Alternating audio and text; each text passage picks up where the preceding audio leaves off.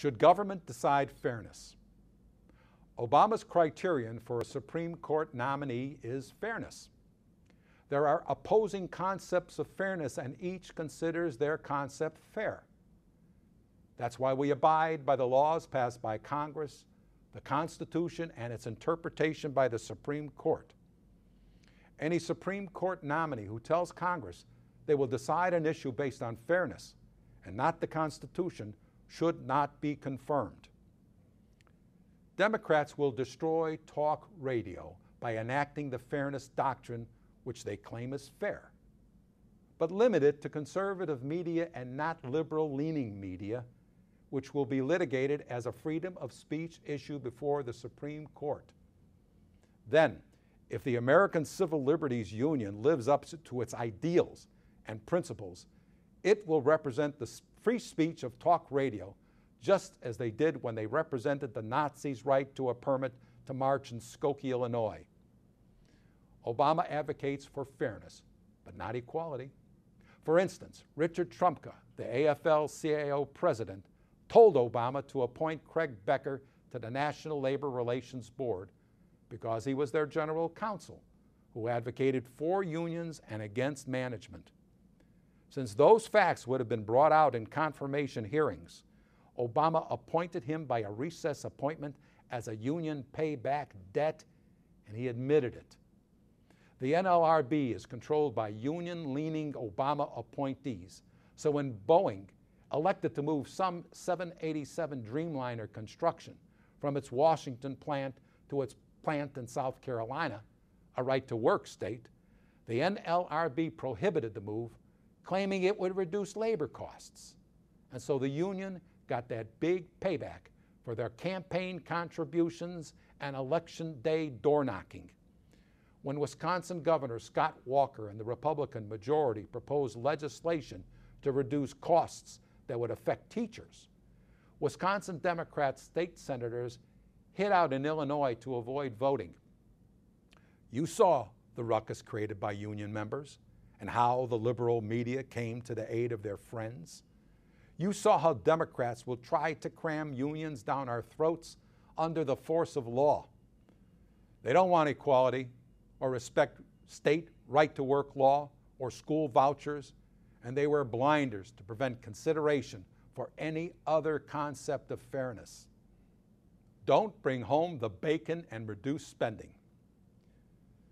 When legislators campaign for re-election, they brag about the money they took from the federal coffers and brought back to their district at town hall meetings and television campaigns as something to be proud of. First of all, how did the federal government get that money in the first place, only to dispense it back to the people who funded it and then distribute it to still others? If legislators want to take money from the Treasury to bring to their district, they should propose legislation for that purpose. Let it be considered on the merits, voted on, and passed, but never as an earmark payback for supporting their party. We need legislators who will tell their constituents, I won't bring back 10 cents to our district. I'll oppose any other representative from bringing home the bacon to his district.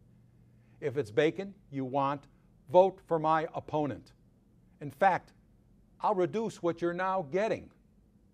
With my opponent, you'll keep getting the bacon. And every electorate in our country will keep getting the bacon until we figure out we're paying for it. Our Treasury is not a bottomless pot, and there is no such thing as a money tree. An equal tax code is equal. Whereas government is incompetent to stimulate economic growth, it never let its lack of competence stand in its way. By giving out oil depreciation allowances, defense contract overruns, tax refunds to people who don't pay taxes, cash for clunkers, and encourage the poor to be dependent on government. Our current tax code is madness created by a devil that bewitched and addicted us with the dope of dueling favoritism that we cling to like a life preserver on the ocean. On one side, we have an underground economy, about 43%, who gains the system by working in cash, who file no tax return, pay no taxes, and then have the audacity to demand a tax refund. They'll demand more entitlements as a matter of right, and in the same breath they'll say the evil rich should pay their fair share. On the other side, General Electric games the system by paying no tax. The oil industry gains the system by getting oil depreciation allowances and tax incentives, make a great profit, and claim that's fair. If oil likes capitalism, they shouldn't take handouts. The madness of our tax code is the parasites and plunderers locked in a demonic enterprise, spinning their competing concepts of fairness while the rest of us go bankrupt. After first providing for ourselves, a new tax code must increase revenue, reduce spending, embrace equality, eliminate dueling concepts of fairness, class warfare, and tax avoidance. We need a flat tax, consumption tax, or a corporate tax on gross final sales to create the transparency required to compare revenue with spending side by side. It must have economists clearly lay out how it's to be done, who don't say we'll find out what's in it after it's enacted. Any tax code must use a fixed percentage, be equal, and eliminate every handout, tax incentive, or deduction. If we want to reduce the percentage, we'll have to reduce what we want from government, which could only be done with a fixed percentage so we could compare revenue with spending side by side. It's okay to order from an a la carte menu if you could pay the check and not pass it on to others. But if you can't pay the check, pare down your order or eat at home.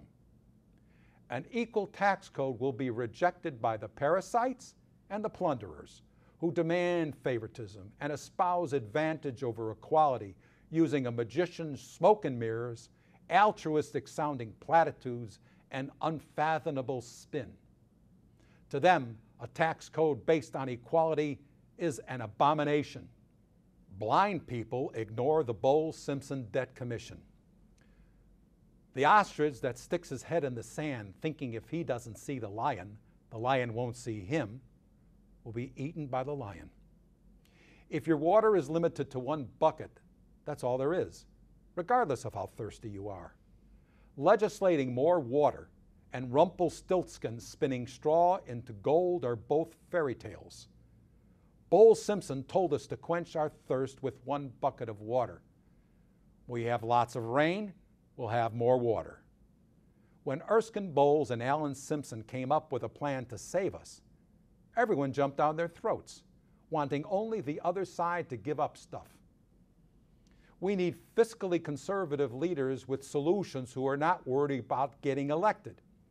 We need to eliminate revenue manipulations, tax incentives, farm or milk supports, oil depreciation allowances, mortgage deductions, or defense contract overruns. By burying our head in the sand, we're slaves addicted to a Ponzi pyramid with no money left in the pot.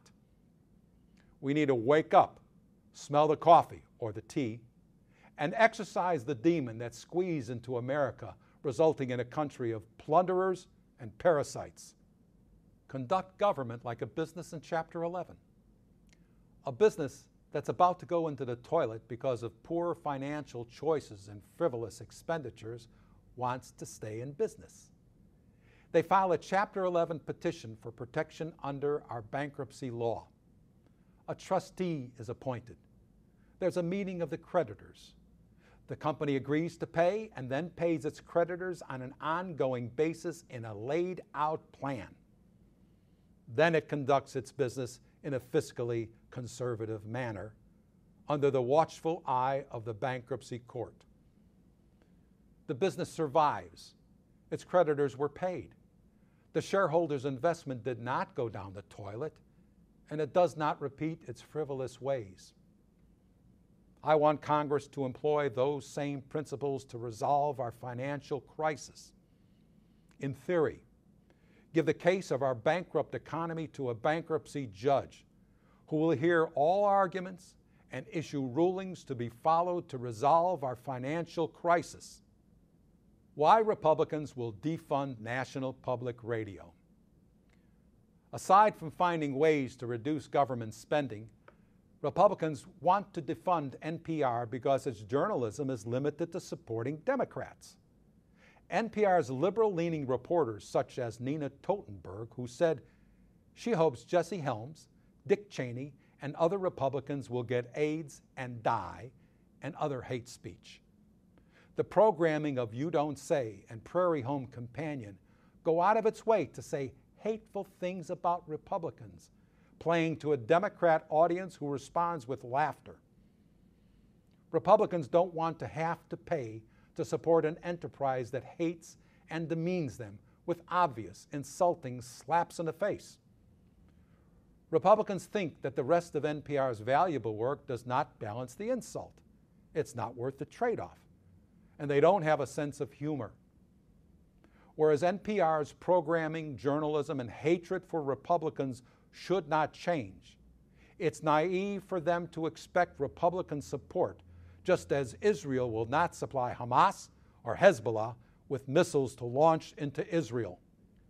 Free market capitalism versus spread the wealth around.